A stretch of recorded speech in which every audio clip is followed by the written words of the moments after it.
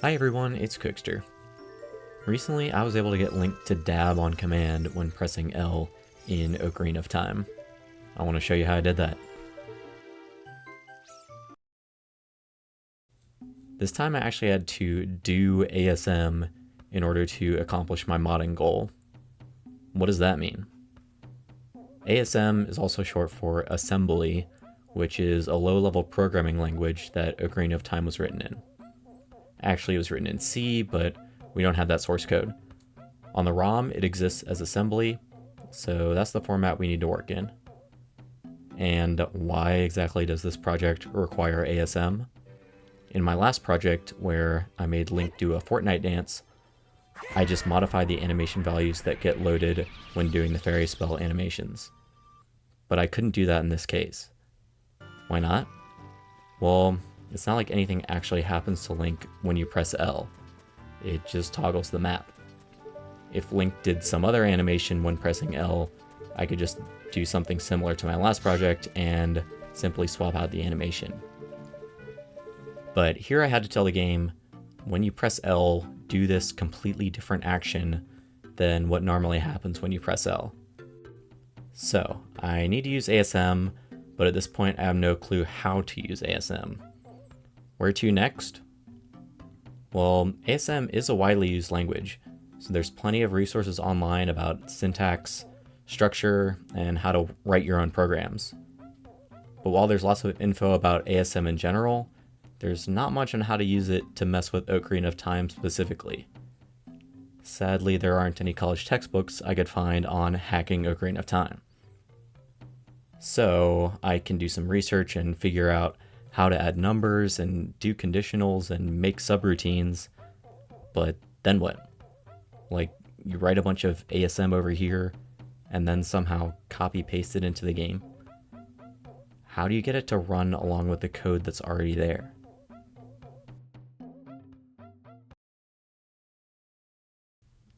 Maybe let's try stepping away from Ocarina of Time and Google something like how to ASM Nintendo 64.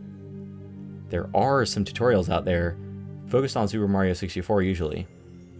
Some of them from seriously archaic sites, but still, it's something to go off of. And at this point I'm thinking, okay, I'll learn some general stuff here and then see if I can apply it to Ocarina of Time.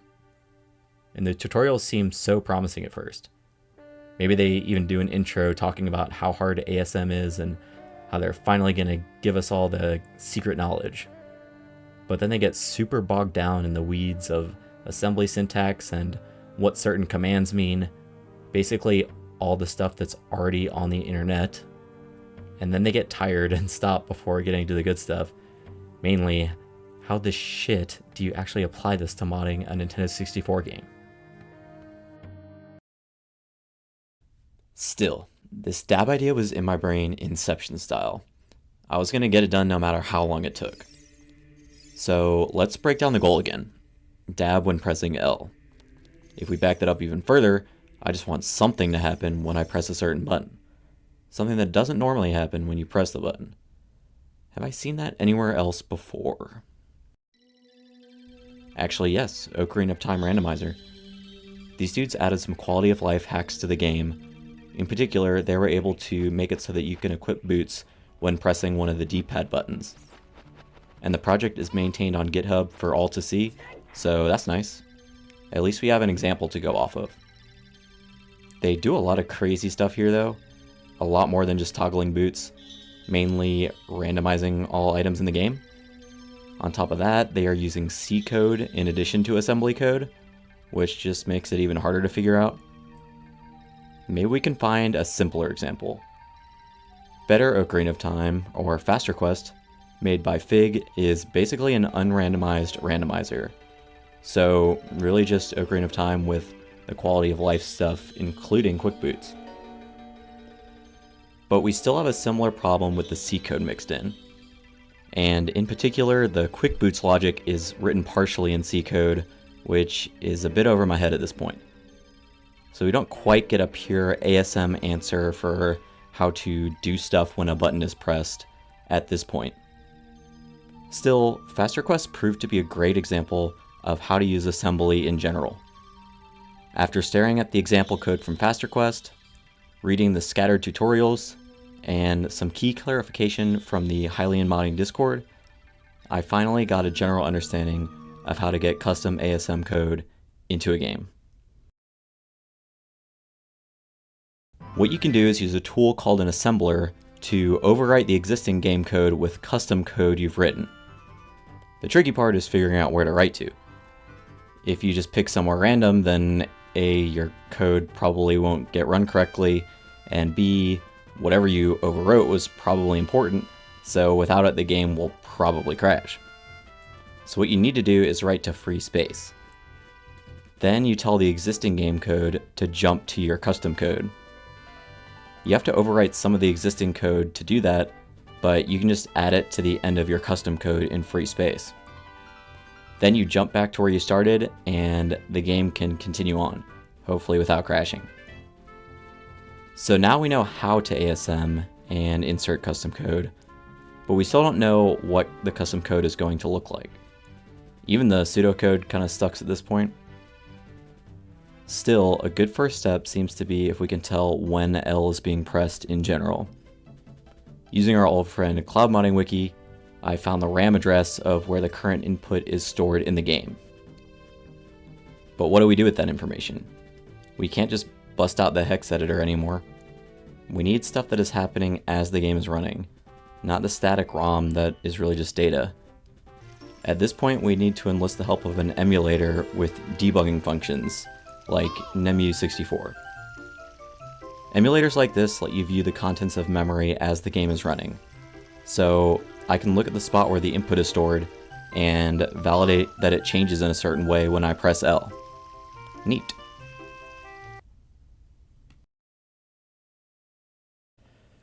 Now we can write some code to check this value and see if it's equal to L being pressed.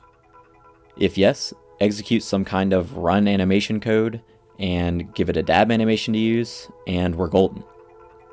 But it's not so easy to just do an animation. There's some important logic that needs to happen to make sure you don't try to do an animation when you're not supposed to. Take the rolling animation, for example.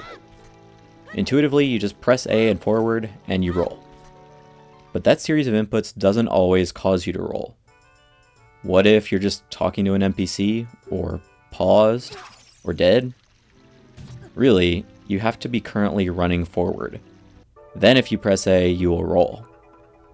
So, something had to already be happening before you could do this new animation. This is a concept called state. Link can only do certain animations based on his current state. And each state flows together into the next one. With rolling, first you're in the running state, then you're in the rolling state, then back to running. So it makes it complicated to add a completely new animation like a dab. Not only do we have to check Link's current state to decide if it's okay to dab, we need to be able to enter a new dabbing state, which would have its own responsibility to decide what state you can go into after you're done dabbing. That all sounds really hard to make from scratch. So how can we make it easier? We could just steal one of the existing states and replace its animation with the dab animation. Then, instead of trying to just run an animation, we could try to put Link into that stolen state where he would now be dabbing. But we could still run into issues where the new state is unexpected based on the current state. So we should at least limit ourselves to a state that could otherwise start from wherever we decide dabbing is allowed. Which brings us to the next question: when do we want Link to be able to dab? It should of course be during normal gameplay, and it probably shouldn't interrupt combat or item use, or rolling or backflipping, or talking to NPCs, or dying. So what exactly does that leave us with? Pretty much just idling. So let's just say if we can be idling, we can be dabbing, which is actually my life mantra. Wait, back up. What was that? Link goes from just standing there to yawning. So clearly there's some kind of state transition going on here. But on cloud modding, there's just the one idling state function. It turns out yawning and some of the other animations are states within the idling state. There is a state value that changes, but it's still technically the idle animation. And that makes this yawn state perfect to use for the dab. Since it's already in the idle state function, all the logic stuff we were talking about earlier is taken care of for us. There isn't any documentation I could find about this yawning behavior, so I have to do some dirty work of setting breakpoints in the emulator and see if I can pin down exactly when the state change happens. Once I found that spot, I wrote up some code to jump there if L is pressed. And by some miracle, it worked without crashing. I'm guessing that because we're in the idling state already, jumping to this point doesn't seem to throw the game off too bad. So now we can trigger the yawn on command instead of waiting for it to happen on the timer.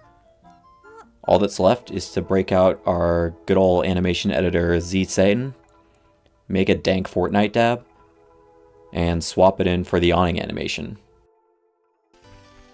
And look at that, we are dabbing on command.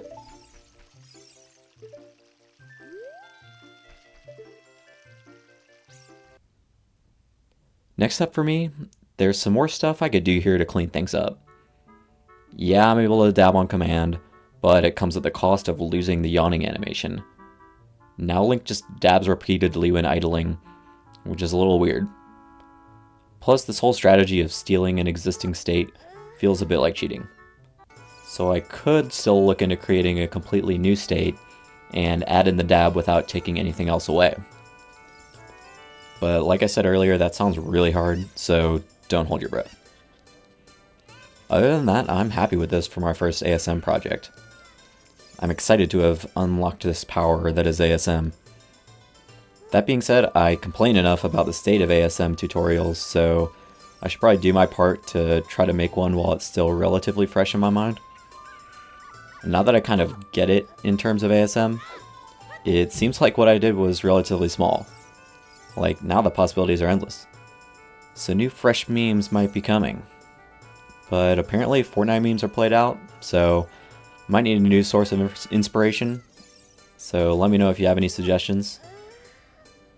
Then again, I might just double down on the 3-year-old memes like the boomer I am. Stay tuned. Anyway, that's it for me. Thanks for watching, y'all.